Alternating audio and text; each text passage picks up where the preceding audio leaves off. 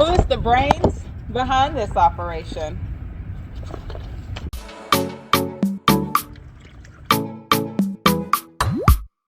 What's up, wild people? Welcome back to my channel. If you're new, I'm Alexandria Denise.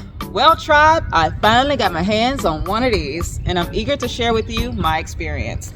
Now, there are countless ways to brain tan a deer hide, but after much research of being confused and overwhelmed, I hope that this video can bring clarity to the process, explain the reasons behind the methods, as well as you can learn from my mistakes so that you can better get a grasp on the concept.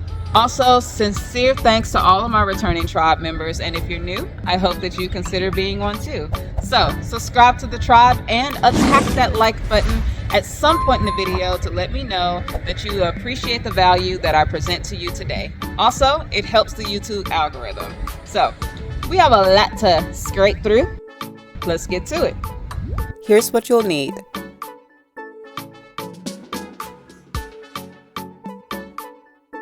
First, the fleshing beam. I tried it in reverse with just a log, but it didn't work out for me. So, I built one. There are a few ways to make it. A beam is just a hardwood plank shaped like an ironing board, but you can either lean a smooth 4 to 5 foot hardwood log against something, make one like this, or order one online if you have the funds. I personally like to be resourceful, so I raided a scrap wood pile. The beam's post is attached to a heavy base to keep it sturdy. It's positioned just right to allow the beam to meet me at waist height. This way, I can pin the hide between the beam and my body to keep it in place as I scrape. You definitely need to use screws to attach the post to the base. My first time doing this, I used nails, but got annoyed because when pressure is applied during scraping, it will loosen at the base. So screws are definitely ideal.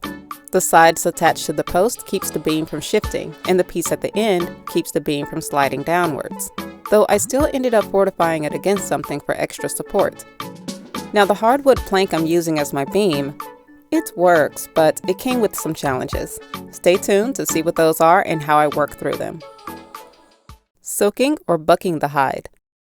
Some professionals may be able to scrape a fresh hide, but if you are a novice, it's easier to let it break down to make scraping on both sides a breeze.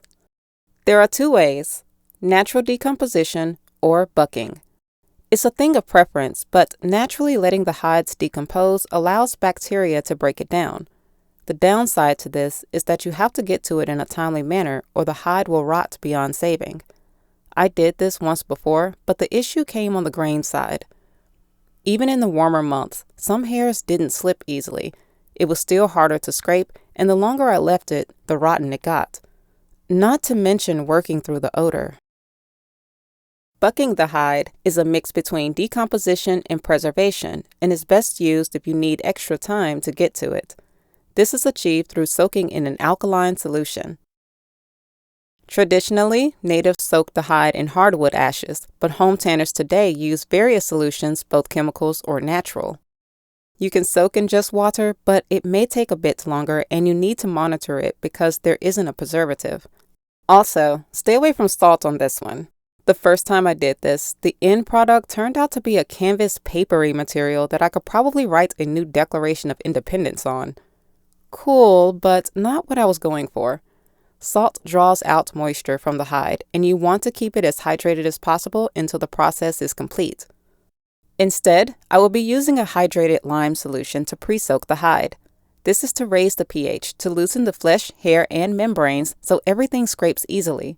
Use whatever container big enough to hold the number of hides you plan to tan. Fill with mildly hot water. Not scalding.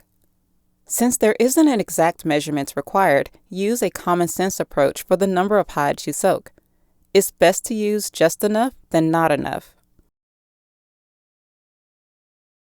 How long it soaks depends on the temperature.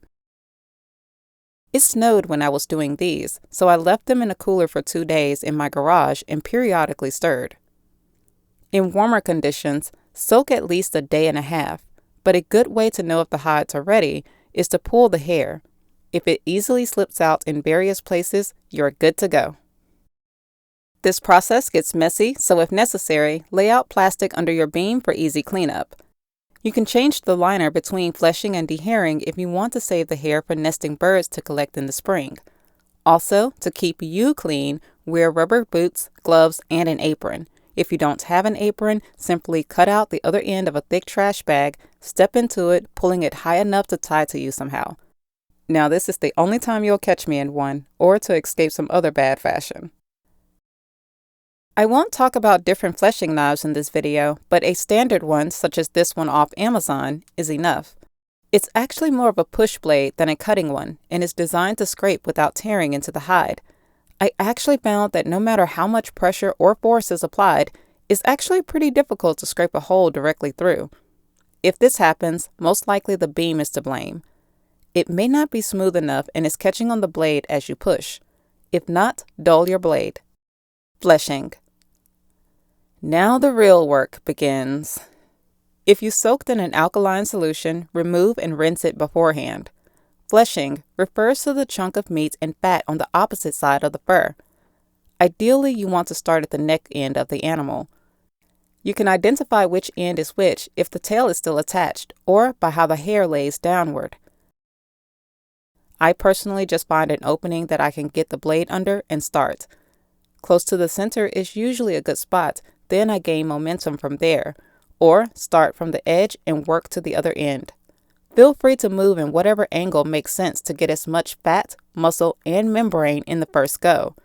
Make sure to wipe the blade between scrapes and overlap areas as not to miss spots in between. My form and technique is more of a push motion. It's easy to get tense when doing this, and you will work muscles you didn't know you had, but try to keep your shoulders relaxed, arms tucked, and push with your body over the beam. The end of the beam ideally should be just below the navel, but anywhere on the abdomen is passable. Some of your strokes may be short and others long. As I fleshed, the hair is already falling off this hide, so it's a good indication that the bucking was successful. After fleshing, dehair what's left and scrape the grain. Scraping the hair and grain. Just like it's a thing of preference for natural decomposition or bucking, it's the same for scraping the hair and grain. I'm sure you have seen the hides hanging on wooden frames. That's dry scraping. I'll mention more on that later. For now, I'm going to continue with the wet scraping. The hair is self-explanatory, but so you can get a better understanding, the grain is the top layer of skin under the hair. Ever see a real leather handbag and see all of the characteristics detailed in it? This is referred to as 100% grain leather. The top layer remains for a thicker, more durable material for making jackets, boots, or handbags. You can leave the grain on if that's what you're going for, and as I will do for one of the hides. If you are going for a softer, pliable material like a shirt, removing the grain helps the brain solution better penetrate the skin underneath. Sometimes the grain comes right off with the hair, but most times you really have to put force behind it. Now, the challenge I faced with this is not so much as my blade being too dull or the force I was putting into it, but the beam itself. When I was scraping both sides, I noticed some patches of membrane, hair, and grain was very hard to get, except on the corners of the board. I was basically just squeegeeing water at some point, rather than getting a clean scrape. There is a reason a rounded surface is standard. It makes for better contact with the slightly curved blade and therefore the hide. When researching, other DIY videos used a PCV pipe, but nobody explained why a rounded surface was needed, and I got by with a flat surface my first time doing this.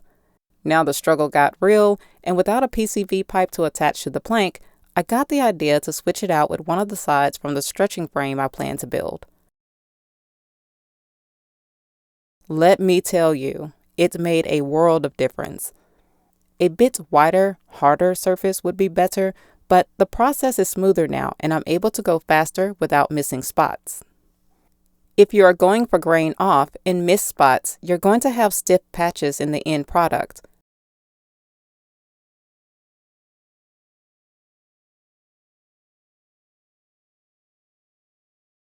I also did a rescrape on the flesh side of this hide to get the membranes I missed and that collected dirt. Because of the beam, this particular hide took me 2 days.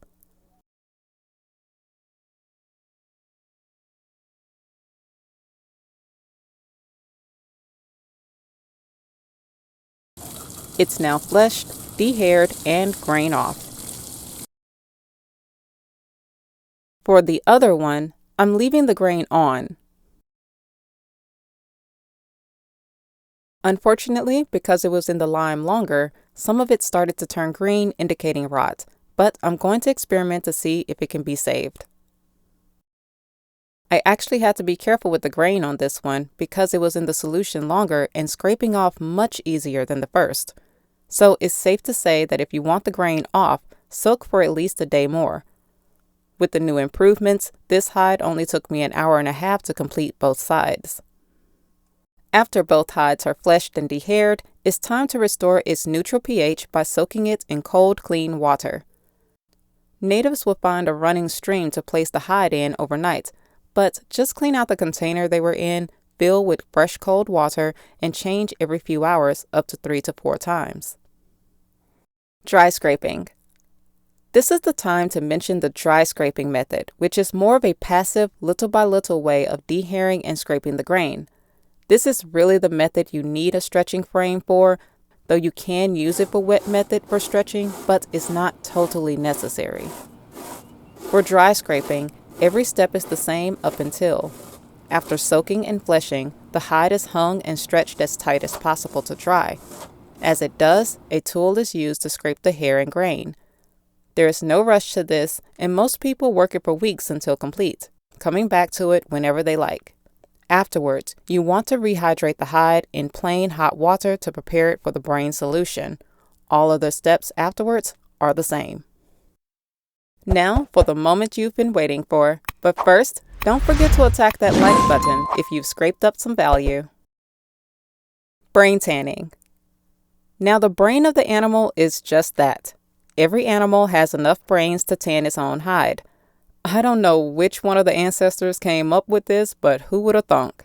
Extracting the brain is quite simple, but I won't show it here. Instead, I will link where you can find that video in the description. If you are doing 2 hides, you need 2 brains, but I wouldn't do more than 2 at a time in the same container to ensure penetration. If you don't have deer brains, 1 pound of pig brains plus an egg yolk will do. Simply put the needed amount in a blender with water and blend. Add mildly hot water to your container, pour in the solution, and stir in the hides. Make sure they are submerged and put clean weight on them if needed.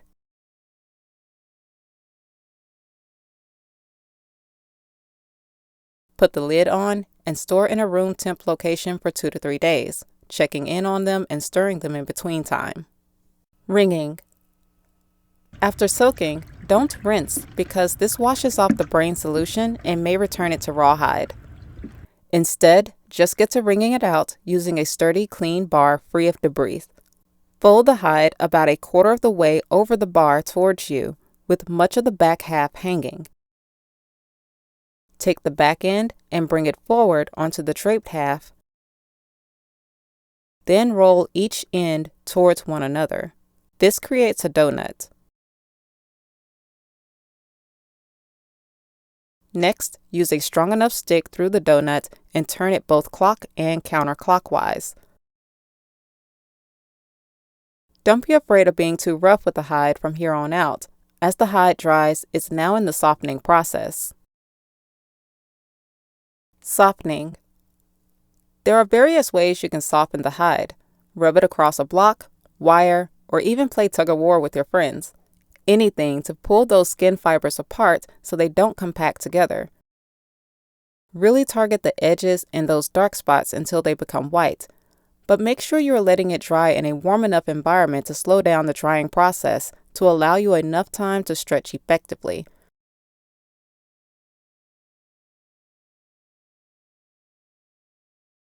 I left the hides in my garage for a few hours and came back to work it, but the cold air quickly dried it out. So I stopped the process for about 2 weeks, but when I was ready to restart, I re-soaked the hide in the pig brain formula. The original solution was too spoiled to reuse, and there was a foul odor, so I don't recommend reusing. I soaked for 2 days, then repeated the wringing process.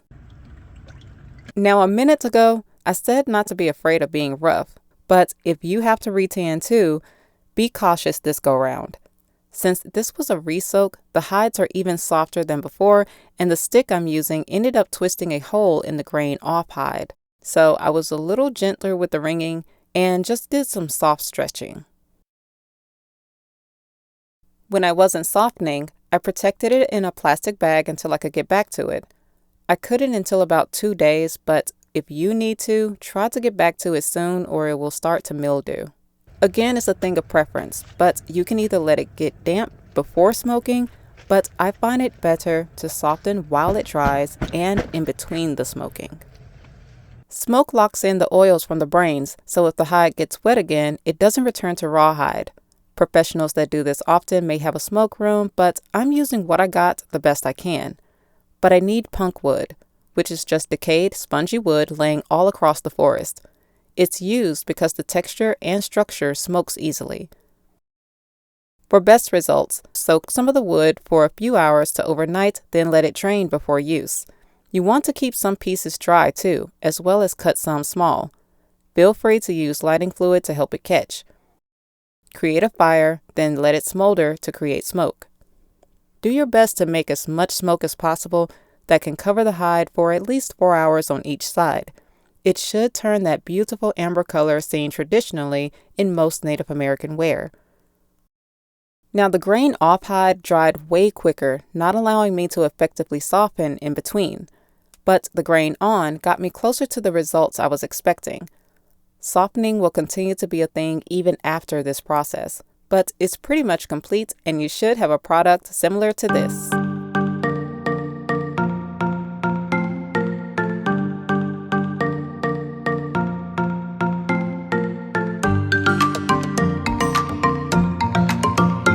I'm going to experiment a bit further with the softening by adding an extra preservative. It's said that mink oil, coconut oil, and olive oil has been used to continue the softening, but I'm going to try rubbing on the orange bottle solution to see if that helps. I will document the outcome on my socials, so if you aren't following me on other platforms, migrate south in the description to find the one you prefer. Now that I've scraped through the basics, will you give it a try? If you have, leave a comment on how that worked out for you.